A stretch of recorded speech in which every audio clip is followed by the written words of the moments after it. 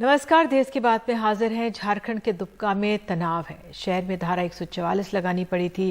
Flag march इस समय हो रहा है। मामला एक 16 साल की लड़की को जिंदा जलाने का है क्योंकि उसने एक लड़के के दोस्ती के प्रस्ताव से इनकार किया था। हालांकि लड़के को गिरफ्तार कर लिया गया, लेकिन इस घटना के बाद आसपास के लोगों में काफी गुस्सा है। कल जब लड़की को उसकी अंतिम यात्रा के निकाली गई थी तो वहाँ बड़ी संख्या में लोग मौजूद थे। स्थिति को देखते हुए पूरे शहर में सुरक्षा व्यवस्था कड़ी की गई है। घटना 23 अगस्त की है, जब आरोपी ने लड़की को फोन किया और बात करने की कोशिश की। लड़की के इनकार करने पर उसने जान से मारने की धमकी दी थी। उसने कमरे की खिड़की से लड़की पर केरोसिन डालकर आग लगा दी। आज ही मुख्यमंत्री ने इस मामले में ट्रायल फास्ट ट्रैक कोर्ट में कराने और मृतक के परिवार वालों को 10 लाख मुआवजा देने की घोषणा की है। तो आइए सीधे चलते हैं अपने सहयोगी मनीष कुमार के पास। और पहले जो लड़की थी अंकिता कुमारी सिंह, छोटी सी बच्ची थी, मृत्यु से पहले उन्होंने क्या कहा, ये सुनाते हैं। जैसे ही पापा रात को घर आए, पापा बोले ठीक है सुबह होगा तो देखते हैं, और सुबह 4 बजे आकर खिड़की से पेट्रोल फेंककर आग जलाकर भाग गया। पेट्रोल डब्बे में था, 2 लड़का था, एक छोटा था। हम खिड़की खोल के देखे थे, नाम था उसका शाहरुख और था छोटू। सब जगह प्रॉब्लम है, मुंह में बस थोड़ा सा छोड़ा है। जैसे हम मर रहे हैं उसको भी वही सजा हो। आइए सीधे चलते हैं अपने सहयोगी मनीष कुमार के पास। मनीष, इस समय क्या स्थिति, क्या आपको जानकारियां मिल रही हैं?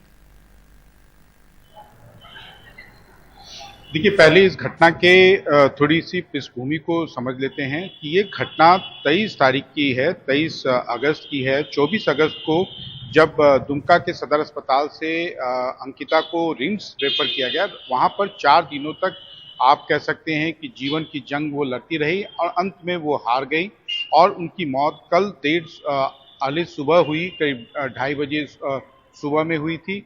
और कल ही उनके शव को पोस्टमार्टम के बाद परिवार वालों को अंत्येष्टि के लिए दिया गया। और जब से दुमका शहर में ये खबर आई है कि अंकिता की मौत हो गई, तो वहां पर काफी ज्यादा, चूंकि ये 2 संप्रदाय के बीच का मामला है, हालांकि इस मामले में जो मुख्य आरोपी है शाहरुख, उसको 24 तारीख को ही गिरफ्तार कर लिया गया था। लेकिन उसका जो हाव भाव है, उसके जो वीडियो फुटेज अब आ रहे हैं और वो काफी वायरल हुआ है, तो वो लोगों में आप कह सकते हैं कि आग में घी डालने का काम कर रहा है।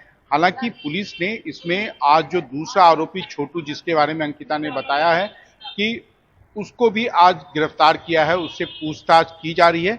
लेकिन जो ये पूरा मामला थोड़ा राजनीतिक रूप भी लेता जा रहा है, क्योंकि लग रहा है कि पुलिस के द्वारा जो है जांच में शुरू में काफी खामियां बरती गई। जैसे अंकिता नाबालिग थी, उसे एफआईआर में बालिग दिखाया गया, जबकि उसके सर्टिफिकेट से इस बात की पुष्टि होती है। साथ ही साथ छोटू की गिरफ्तारी में भी पुलिस ने काफी विलंब किया और यही कारण है कि अब मुख्यमंत्री हेमंत सोरेन ने इस मामले में जांच का सुपरविजन करने के लिए रांची से एक एडीजी रैंक ऑफिसर को दुमका भेजा है कि जिनकी मॉनिटरिंग में ये सारे जांच या जो भी चार्जशीट होगा या ट्रायल होगा, वो सारा कुछ उनके सुपरविजन में होगा। क्योंकि उनको मालूम है कि स्थानीय पुलिस कर्मियों के खिलाफ, पुलिस अधिकारियों के खिलाफ लोगों में काफी गुस्सा है। और आप कह सकते हैं कि अब ये जो है आने वाले दिनों में आज और कल दोनों, रविवार और आज भी दुमका शहर पूरी तरीके से बंद रहा। हालांकि अंत्येष्टि हो गई, उसमें कोई किसी तरीके का ना विवाद हुआ, ना कोई हिंसा की खबर है, क्योंकि वहां पर काफी बड़ी संख्या में पुलिस बल को तैनात किया गया है। पूरे शहर में 144 लगा दिया गया है कि जिससे कि कोई प्रदर्शन वहां पर ना हो पाए। लेकिन आने वाले दिनों में कई सारे बीजेपी के नेताओं का अब दुमका जाने का और मृतक के परिवार वालों से मिलने का कार्यक्रम है। दीदी, बिल्कुल, ये बहुत ही तनावपूर्ण वहाँ पे स्थिति बन गई है। मनीष, मैं आपसे ये जानकारी जानना चाह रही थी, क्या इसमें पहले क्या ये जो हादसा हो गया, जिस तरह से बच्ची की जान गई, क्या ये नहीं हो सकता था? क्या इस पे कुछ पुलिस पहले कदम उठा सकती थी? क्या पहले परिवार की तरफ से इस पे शिकायत दर्ज कराई गई थी? अभी तक ऐसी कोई बात नहीं आई है, क्योंकि जो मृतक अंकिता हैं, उनके जो पिता हैं, उन्होंने बताया कि हाँ, उनकी बेटी ने उनको रात में बताया था। उन्होंने कहा था कि वो कल सुबह जाके उसके परिवार वालों से, शाहरुख से जाके भेंट करेंगे, उसके परिवार वालों से मिलेंगे, बातचीत करेंगे। लेकिन ऐसी कोई अभी तक खबर नहीं आई है कि पुलिस में किसी ने शिकायत की हो और पुलिस ने कार्रवाई नहीं की हो। लेकिन हाँ, इस घटना के बाद पुलिस को जितनी मुस्तैदी से भले ही उसने मुख्य आरोपी को तुरंत गिरफ्तार कर लिया हो, लेकिन और भी ज्यादा जो अन्य आरोपी था, एक छोटू था, उसको आज जाकर गिरफ्तार किया है। तो जो मुस्तैदी दिखाई जानी चाहिए थी, शायद उसकी कमी रह गई और यही कारण है कि लोगों के बीच में स्थानीय पुलिस को लेकर काफी असंतोष है। निधि, बिल्कुल, हम मनीष आप तस्वीरों में वो दिखा रहे हैं जो फ्लैग मार्च हो रहा है, जो सुरक्षा बल किस तरह से बाइक में निकलकर फ्लैग मार्च कर रहे हैं। तनावपूर्ण स्थिति तो जाहिर तौर पर है। किस तरह का इसका आप असर भी होता हुआ देख रहे हैं, क्योंकि अंकिता की और भी उनकी जो आखिरी लम्हे में उन्होंने जो बातचीत की, जो दुखद उन्होंने अपनी स्थिति का सामने रखा, वो सामने आ रहा है। वो कह रही है 10-15 दिन से तंग कर रहा था।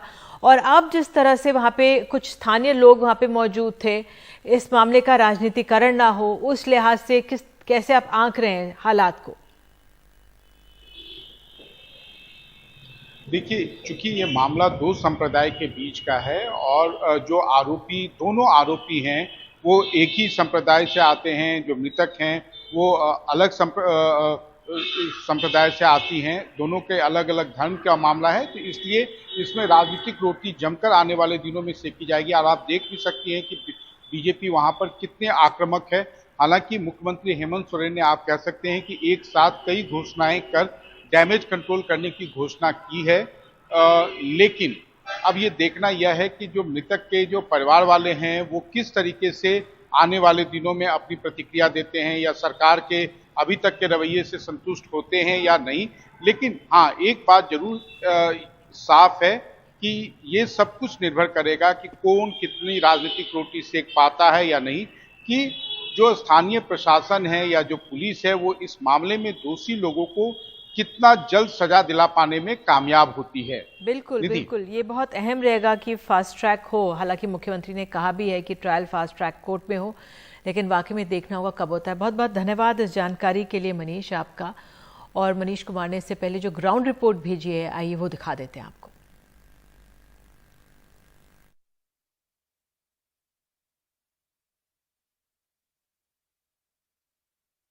जैसे ही पापा रात को घर आए, पापा बोले ठीक है, सुबह होगा तो देखते हैं।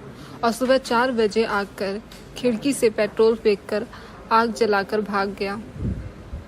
पेट्रोल डब्बे में था, 2 लड़का था, एक छोटा था। हम खिड़की खोल के देखे थे। इलाज के लिए रांची लाने पर अंकिता ने मीडिया से साफ साफ अपनी आपबीती बताई। हालांकि जीवन का जंग तो वो हार गई, लेकिन उनके पिता की अब केवल एक मांग है, फांसी की सजा होना चाहिए लड़का को। फांसी भी मेरे लिए कम है। मेरी बेटी तड़प के मरी है, गोदी में रिम्स हॉस्पिटल में तड़प के मरी है। कसम खा गई पापा उसको, बजरंग वाली कसम, पापा उसको छोड़िएगा नहीं। लेकिन इस घटना के कुछ घंटे के अंदर मुख्य आरोपी शाहरुख को पुलिस ने गिरफ्तारी तो किया, लेकिन दूसरा आरोपी छोटू सोमवार को पुलिस गिरफ्त में आया।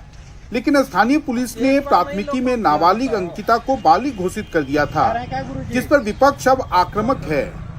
कोई ऐसा जिला नहीं है जहां दिन प्रतिदिन हमारी बेटी और महिलाओं के साथ इस सरकार में या तो बलात्कार होता है या सामूहिक या हत्या होता है। राज्य में आज आश्चर्यचकित होकर राज्य की जनता ये जानना चाहती है कि झारखंड में सरकार नाम का कोई चीज है क्या।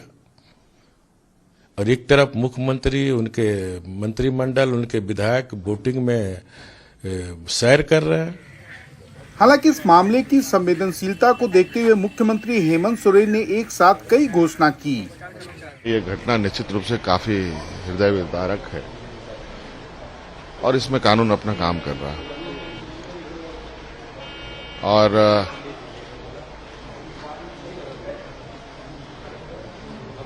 जो आरोपी हैं, जो इस घटना को अंजाम दिया है, इन लोग पकड़े भी गए हैं और हमारा प्रयास है कि जल्द से जल्द उसको सजा मिले।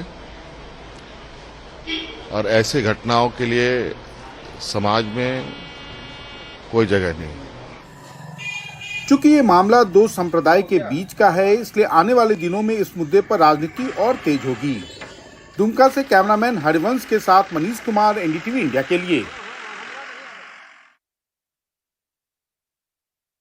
आइए अब आपको सीधे हम उत्तर प्रदेश लिए चलते हैं। यहाँ पर आपको कुछ दिन पहले हमने दिखाए थे, एक रेलवे स्टेशन से तस्वीरें आई थी सोशल मीडिया में, किस तरह से एक छोटे से बच्चे को अगवा किया जा रहा है। वो हम तस्वीरें दिखाने की कोशिश करेंगे आपको। अब कहा जा रहा है कि बीजेपी नेता पर बच्चा चोरी करने का आरोप है।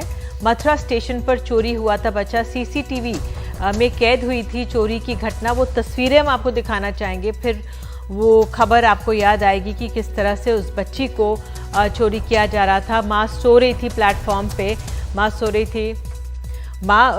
रही थी प्लेटफॉर्म में, बच्चे को उठाया गया था। मथुरा की तस्वीरें थी। अब कहा जा रहा है जो इस पे बीजेपी के कॉरपोरेटर हैं वो हो सकते हैं। हमारे सहयोगी चलेंगे आलोक पांडे जी। ये तस्वीरें हैं, आप देख सकते हैं सोशल मीडिया पे, ये तस्वीरें हैं जो वायरल हो गई थी, किस तरह से एक शख्स ने छोटे से बच्चे को उठा लिया था। अब बताया जा रहा है इस मामले में बीजेपी के कॉरपोरेटर और 8 लोग हैं, उनको हिरासत में ले लिया है। और पुलिस शायद ये कह रही है 2 डॉक्टर्स भी हैं, उनको हिरासत में लिया गया। कोशिश करेंगे अपने सहयोगी हम आलोक पांडे के पास जाने की। आलोक पांडे हमारे साथ, मुझे बताया जा रहा है, जुड़ गए। आलोक, ये तस्वीरें थी, उससे बहुत सनसनी सी फैल गई थी एक दिन पहले जब ये तस्वीरें आई थी, किस तरह से एक व्यक्ति घाक लगाकर प्लेटफॉर्म से इस बच्चे को चोरी करके ले जा रहा है। क्या डिटेल सामने आई हैं? डिटेल्स ये है कि जैसा आपने कहा निधि, 8 लोग गिरफ्तार हुए हैं इन टोटल, इंक्लूडिंग 2 डॉक्टर्स, जैसा कि आपने कहा। ये डॉक्टर्स हाथरस के हैं जो मथुरा से ये पकड़ा है। और ये जो बीजेपी कॉरपोरेटर हैं विनीता अग्रवाल जो गिरफ्तार हुई हैं, और उनके हस्बैंड जो गिरफ्तार हुए हैं वो फिरोजाबाद से गिरफ्तार हुए हैं। ये 100 किलोमीटर ईस्ट ऑफ मथुरा में एक जिला है। पुलिस का ये कहना है कि ये जो डॉक्टर्स हैं ये एक चाइल्ड ट्रैफिकिंग गिरोह चलाते थे, और ये जो आदमी बच्चे को उठा रहा है ये भी गिरफ्तार हो गया है। इस बच्चे को एलिजेडली उस कॉरपोरेटर और उनके पति को 1,80,000 रुपए में बेचा गया।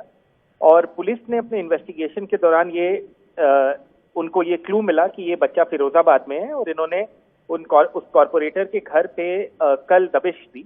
वहां से बच्चा रिकॉर्ड हाटी है। कुछ विजुअल्स हैं प्रेस कॉन्फ्रेंस के जो मथुरा में जो हुई रेलवे पुलिस के द्वारा, और वहां पे बच्चे को अपनी मदर से रियूनाइट किया गया और काफी खुशी का माहौल था। लेकिन ये बड़ा शॉकिंग है कि इस तरह की इंसिडेंट हुई है, और पुलिस का ये कहना है कि ये चाइल्ड ट्रैफिकिंग गिरोह है जो बच्चों को चोरी करता है और फिर पैसे के लिए बेचता है ऐसे लोगों को जिनके पास संतान ना हो। इस केस में पुलिस का ये कहना है या आरोप है कि ये जो दंपति थी, जिसमें ये कॉरपोरेटर भी हैं, इन्होंने इस बच्चे को इसलिए खरीदा क्योंकि उनकी एक बच्ची थी और उनके पास बच्चा नहीं था, ऐसा पुलिस का कहना है। इसलिए उन्होंने उसको खरीदा और 1,80,000 रुपए में खरीदा, जैसा कि मैंने बताया। ये लोग भी गिरफ्तार हो गए हैं, डॉक्टर भी गिरफ्तार हो गए हैं, जो किडनैपर है वो भी गिरफ्तार हो गया है, और 3 और लोग गिरफ्तार हुए हैं। तो फिलहाल जैसे हैप्पी एंडिंग जैसे हम कहते हैं, इस कहानी की हैप्पी एंडिंग हुई नहीं। बहुत सारी चीजें हैं जिनको इन्वेस्टिगेट करना जरूरी है, खासकर ये कि 1-2 डॉक्टर्स जो हॉस्पिटल चला रहे हैं, आप बताइए, हाथरस में, वो इस तरह का काम कर रहे हैं। और जी आलोक, तो ये माना जाए जो बीजेपी की कॉर्पोरेटर पार्षद हैं, ये अपने परिवार के लिए इन्होंने ये जो चोरी किया हुआ बच्चा है वो खरीदा है, और डॉक्टर्स थे जो उस पूरे गैंग कुछ इस तरह के काम कर रहे थे, कारनामे कर रहे थे। बिल्कुल ऐसा पुलिस कह रही है। उन्होंने डिटेल्ड प्रेस नोट जारी किया है, और उनका यही दावा है कि ये डॉक्टर्स थे जो मेन अक्यूज हैं, जो किडनैपर्स के साथ मिलकर बच्चों को चोरी करवा रहे थे और उसके बाद आगे बेच रहे थे। और ये जो कपल है, इंक्लूडिंग द कॉर्पोरेटर, इन्होंने खरीदा इस बच्चे को, ऐसा पुलिस का कहना है। बिल्कुल आलोक, इस जानकारी के लिए धन्यवाद। और जिस तरह से ये अपराध होता है, बच्चों की खरीद फरोख्त होती है, ट्रैफिकिंग होती है, उसका ये मामला है सामने आया। लेकिन गनीमत है कि पुलिस ने तत्परता से काम करते हुए इस पूरे इसके पीछे, जो ट्रैफिकिंग के पीछे जो लोग थे, उनको पकड़ लिया है। 8 लोग पकड़े गए हैं, जिनमें 2 डॉक्टर्स हैं, और बीजेपी की कॉरपोरेटर, उनके पति भी हैं, हिरासत में लिए गए क्योंकि उन्होंने ही ये बच्चा 1,80,000 में खरीदा था।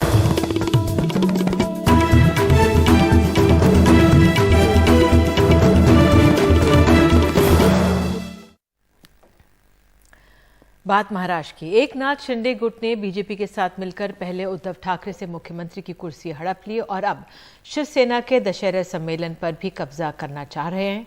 शिवसेना हर साल शिवाजी पार्क पर दशहरा सम्मेलन करती है। इस बार भी पार्टी ने अर्जी देकर इजाजत मांगी है, लेकिन बीएमसी और पुलिस ने अभी तक कोई इजाजत नहीं दी है।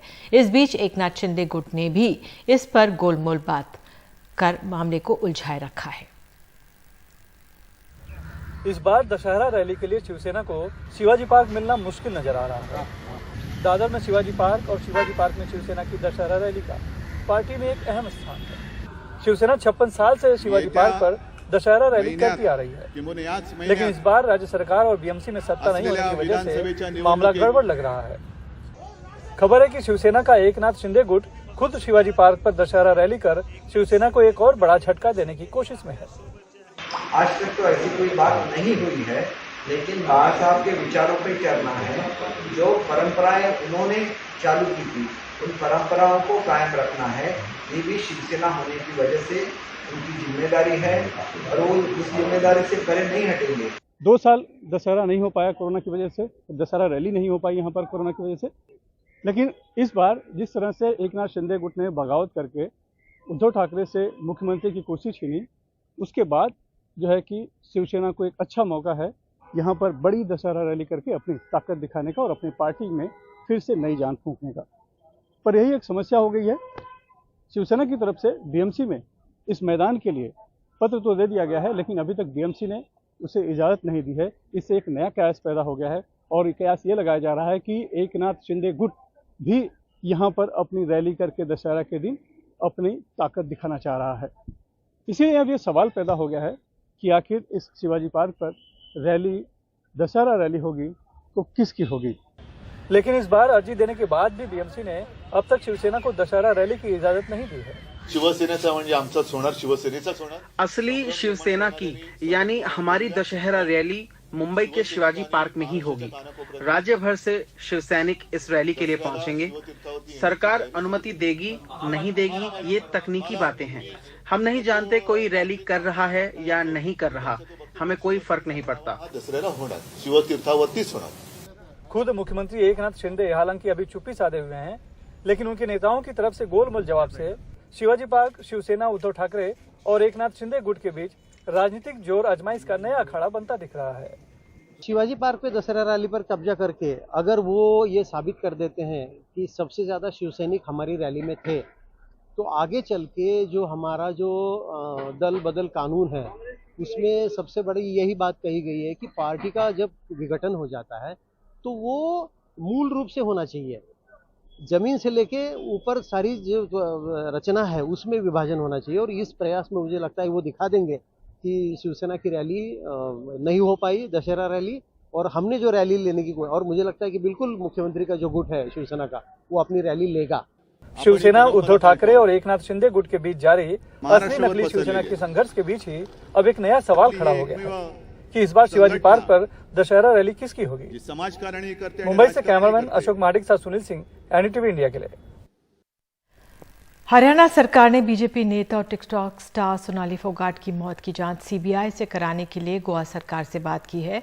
हालांकि गोवा के मुख्यमंत्री प्रमोद सावंत का कहना है कि पुलिस की जांच सही दिशा में चल रही है और अगर जरूरत महसूस हुई तो केस सीबीआई को हवाले किया जाएगा। सोनाली फोगाट की मौत 23 अगस्त को गोवा में हुई थी। इस मामले में उनके पीए सुधीर सांगवान, सुखविंदर और कॉलेज क्लब के मालिक और एक ड्रग पेडलर समेत 5 लोगों को गिरफ्तार किया गया। सोनाली फोगाट के परिवार का आरोप है कि पीए सुधीर सांगवान और सुखविंदर ने संपत्ति हड़पने के लिए उनकी हत्या की है। 5 लोगों को अरेस्ट कर चुके हैं और उसके ऊपर सीबीआई, मेरी हरियाणा मुख्यमंत्री से भी बात हो चुकी है। जैसे हमने इस केस का डिटेल रिपोर्ट हरियाणा डीजीपी और बाकी सबको भेज दिया है, बाद में लगा तो हम सीबीआई को केस दे देंगे। उसके बाद में बात करते हैं। और देश की बात में आगे बात करेंगे कर्नाटक की। यहाँ पर एक किताब के पाठ्यक्रम में सावरकर को लेकर बढ़ रहा है विवाद।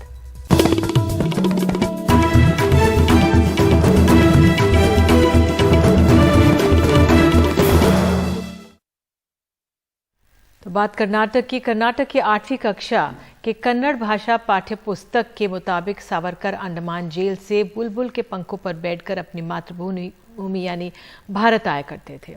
अब बीजेपी कह रही है कि वो सावरकर के कल्पना की उड़ान थी और कांग्रेस का कहना है कि वो सत्ता में आते ही ऐसी बेतुकी बातों को पाठ्यक्रम से हटा देंगे। कर्नाटक के सरकारी स्कूलों में अगले सत्र से पहले विवाद खड़ा हो गया है। विवाद 8वीं की कन्नड़ा भाषा की पुस्तक के एक चैप्टर को लेकर खड़ा हुआ है। यहाँ लिखा है कि अंडमान निकोबार की जेल में जहां सावरकर को रखा गया वहां कोठरी में छेद भी नहीं था। बुलबुल पक्षी वहां आते और उसके पंखों पर बैठकर सावरकर मातृभूमि यानी भारत की यात्रा पर आते थे। बीजेपी के मुताबिक बेवजह विवाद खड़ा किया जा रहा है। ये लेखक के कल्पना की उड़ान है। सावरकर भारतीयों से मनोवैज्ञानिक तरीके से जुड़े थे। सावरकर जी कवि थे, उनका भावना प्रकट किए, बुलबुल पक्षी के साथ उन्हें भावना प्रकट किए, उन्हें भारतीयों के साथ संपर्क साधन किए भावना के वजह से। ये साइंटिफिक नहीं है, ये मनोविज्ञान के जैसे आप सोच सकता है। भावना से आप हर जगह में जा सकता है, हर जगह में। सावरकर को लेकर कर्नाटक में इन दिनों काफी विवाद चल रहा है। कहीं सावरकर के पोस्टर हटाए गए तो कहीं इसको लेकर सांप्रदायिक तनाव बढ़ा। अब बुलबुल पर बैठकर उड़ने का विवाद। जिन लोगों ने ये पाठ्यक्रम तैयार किया है उनके मुताबिक बुलबुल पर बैठकर मातृभूमि यात्रा अपनी बात कहने का एक तरीका है।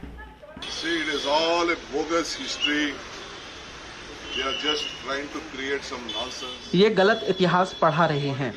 ये लोग इतिहास बदलना चाहते हैं। ये नागपुर एजुकेशन पॉलिसी है, न्यू एजुकेशन पॉलिसी नहीं है। मुझे पूरा भरोसा है कि जनता हमें सत्ता में लाएगी, तब हम इस तरह की अवैज्ञानिक चीजों को खत्म कर देंगे। कर्नाटक में बीजेपी सत्ता में लिंगायतों की वजह से आई। आज लिंगायत यहाँ गुटों में बटे हुए हैं। ऐसे में न चाहते हुए भी बीजेपी को वरिष्ठ लिंगायत नेता येडियुरप्पा का दामन दोबारा थामना पड़ा। महंगाई और बेरोजगारी अपनी जगह है। ऐसे में बीजेपी यहाँ उन तमाम मुद्दों को आजमा रही है जिसमें सावरकर भी शामिल हैं, जिसके जरिए विधानसभा चुनावों में उनकी नैया पार लग सके। बेंगलुरु से कैमरामैन गोविंद मूर्ति के साथ निहाल किदवई, एनडीटीवी इंडिया। और आपको बता दें, मुंबई से खबर है, दर्दनाक लाल चकत्ते पस से भरे छाले वाले टोमेटो फ्लू जैसे दिखने वाली संक्रामक हाथ पैर मुंह की बीमारी मुंबई के बच्चों को अपना शिकार बना रही है। कई अस्पतालों की ओपीडी में करीब 50% बच्चे इसी बीमारी के हैं और 10 साल से कम उम्र के बच्चे इसकी चपेट में आ रहे हैं। एक रिपोर्ट। हाथ पैर और मुंह की बीमारी यानी HFMD के मामले मुंबई के बच्चों में बढ़े दिख रहे हैं। मुंबई के केजे सुमैया अस्पताल की ओपीडी में करीब 50% बच्चे इसी तकलीफ के साथ पहुंच रहे हैं। इसे टमेटो फीवर की ही एक किस्म कहा जा रहा है, क्योंकि इसमें हाथ पैर और मुंह में लाल टमाटर जैसे चकत्ते या छाले दिख रहे हैं। दानों में पस भरा होने के कारण इनमें खुजली या दर्द होता है और बच्चों के लिए खाना ही नहीं, पानी पीना तक मुश्किल हो रहा है। 10 साल तक के उम्र वाले मरीजों में बीमारी देखी जा रही है। सबसे ज्यादा 2 साल तक के बच्चों पर इसका असर है। शी इज 8 months old, तो उनका अभी 3-4 days से थोड़ा रैशेस हुआ है। ओके, सो फीवर तो नहीं है अभी, बट उनका खाने का इंटेक थोड़ा कम हो गया। बॉडी में अभी थोड़ा स्किन में हुआ है, अभी अपना फेस में हुआ है थोड़ा, और लेग में हुआ है। ओपीडी में तो एटलीस्ट 30 to 50% पेशेंट अभी लास्ट 2 वीक से तो हैंड फुट माउथ डिजीज के पेशेंट हम लोग देख रहे हैं। तो ये जुलाई अगस्त सितंबर में और ज़्यादा चांसेस है कि मतलब ये पेशेंट हमारे पास आएंगे, क्योंकि लास्ट 2 वीक से तो ये नंबर्स काफ़ी इंक्रीज हुए हैं। और ये एक वायरल डिजीज है, एंटेरोवायरस ग्रुप से ये हैंड फुट माउथ डिजीज होता है और ये कम्युनिकेबल टाइप है, ट्रांसमिशन होता है एक पेशेंट से दूसरे पेशेंट को। इसी के कारण ये काफ़ी ज़्यादा नंबर इंक्रीज हुए हैं इसके। राहत की बात बस ये है कि अस्पताल में भर्ती होने की नौबत नहीं आ रही, लेकिन ठीक होने में करीब 1 हफ्ते से 10 दिन तक का समय लग रहा है। हिंदुजा और मेडिकवर जैसे अस्पताल भी ओपीडी में रोजाना ऐसे बच्चों की बड़ी संख्या देख रहे हैं। तो हम टोमेटो फ्लू बोलते हैं। ये कोई अलग बीमारी नहीं है, ये हैंड फुट माउथ डिजीज का ही एक टाइप है। इसमें जो बच्चे में हाथ और पैर में जो रैश आते हैं वो बड़े होते हैं, ब्लिस्टर होते हैं, उसमें ज्यादा पानी भरता है और उसकी वजह से वो लाल दिखता है, इसलिए उसको नाम टोमेटो फ्लू दिया गया है। और ये रैश स्पेसिफिक एरिया तो बॉडी में आता है, mainly on the palm, soles, knees, buttocks and inside the mouth. ये रैश थोड़ा पेनफुल होने के कारण उसमें बच्चे थोड़े चिड़चिड़े होते हैं और कम खाते हैं। और इस तरह का आउटब्रेक लास्ट 1 मंथ से हम देख रहे हैं और मेरे ओपीडी में लगभग मैं 50% पेशेंट यही देख रहा हूँ लास्ट 1 मंथ से। ये संक्रामक बीमारी है, इसलिए डॉक्टरों की सलाह है कि बच्चों के ठीक होने तक उन्हें दूसरे बच्चों के संपर्क से बचाया जाना चाहिए। मुंबई से पूजा भारद्वाज, एनडीटीवी इंडिया। और वक्त है छोटे से ब्रेक का। ब्रेक के बाद आपको बताएंगे पूर्वांचल में गंगा जगह जगह कैसे है उफान पर।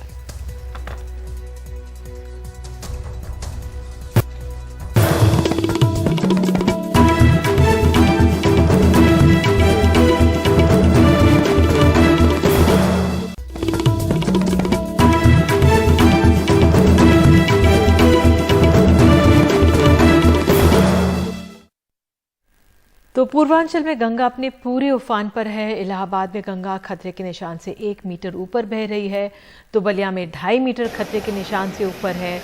वाराणसी में भी गंगा खतरे के निशान से 1 मीटर ऊपर बह रही है और मिर्जापुर, चंदौली में भी गंगा का तकरीबन यही हाल है।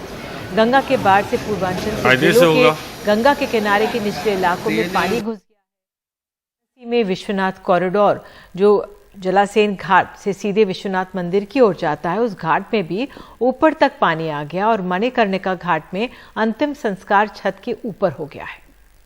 अजय सिंह ज्यादा जानकारी दे रहे हैं। गंगा और उसकी सहायक नदियों में पानी लगातार बढ़ रहा है।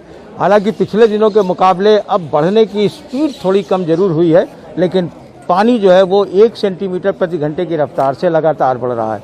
और अगर हम इधर आपको दिखाएं तो हम इस समय जो है वो मणिकर्णिका घाट के बगल में जो जलासेन घाट है, हम उस जगह जलासेन घाट के पास हैं। और अगर हम आपको दिखाएं तो हनुमान मंदिर जो है, जो हनुमान जी की एक मूर्ति है, वो उस मूर्ति तक पूरा पानी आ गया, उसके आगे पानी आ गया, जलासेन घाट के पास पानी आ गया है। और जो विश्वनाथ कॉरिडोर का एक जो नीचे तक जाने का जो एक रास्ता है, उन तमाम सीढ़ियां जो है वो डूब गई हैं। और अगर आप देखेंगे तो उस तरफ विश्वनाथ कॉरिडोर के लिए जो नया बना था, वहां भी जो है वो पानी आ गया है। हालांकि विश्वनाथ मंदिर काफ़ी ऊपर है, अभी वहां तक तो पानी नहीं गया हो जाएगा, लेकिन उसके नीचे का जो इलाका था, उन इलाकों में पानी आ गया है। ये भी काफ़ी ऊंचा इलाका है। और अगर हम इधर दिखाएं तो मणिकर्णिका घाट में जो है ऊपर तक जो है वो पूरा पानी आ गया है। इस पूरी गली में, जो हमारे बगल में आप गली देख रहे होंगे, इन पूरी गलियों तक ऊपर तक यहाँ पानी दिखाई पड़ रहा है। लिहाजा क्रीमेशन जो है वो ऊपर छत पे जो बचा हुआ है, उस छत पर क्रीमेशन हो रहा है। और नीचे जो है यहाँ पर जो है वो लोग जो है वो लोग अपने आकर के अंतिम संस्कार और सारी कर रहे हैं। और अगर हम उस तरफ आगे जाकर के दिखाएं तो पानी का जो लेवल आपको दिखेगा वो काफ़ी ज़्यादा है और उसका वेग बहुत ज़्यादा है। पानी के लेवल का वेग बहुत है, तो वो है। और जो नावें हैं उनका संचालन बंद है। आप अगर इधर देखेंगे तो ये इस तरफ जो है वो ये ठीक मणिकर्णिका घाट के बगल वाला घाट है, जलाशयन घाट के जस्ट बगल का घाट है। यहाँ पर अगर आप देखिए तो यहाँ पर ये नाव और ये सारी चीज़ें स्थिर हो चुकी हैं। तो गंगा का जो इस साइड आपको देखने को मिल रहा है, वो आप अगर देखिए तो बहुत लंबा चौड़ा पार्ट है। और ठीक सामने हमारे जो एक लाइट का स्तंभ दिख रहा है, उस लाइट के स्तंभ से भी आगे जाकर के बहुत सी सीढ़ियां थी, जो वो सारी सीढ़ियां डूबी हुई हैं। और अगर हम इधर दिखाएं तो गंगा जो है वो आप देख सकते हैं कितना ऊपर है। और इससे अनुमान लगा सकते हैं कि बलिया में गंगा जो है तकरीबन 2.5 मीटर खतरे के निशान से ऊपर है। गंगा का जो हाई फ्लड लेवल रहा है वो तकरीबन 73 मीटर का रहा है, जिससे फिलहाल अभी गंगा बनारस में नीचे है, लेकिन 1 सेंटीमीटर प्रति घंटे की रफ्तार से बह रही है। तस्वीरों के साथ देश की बात में आज के लिए इतना ही। नमस्कार।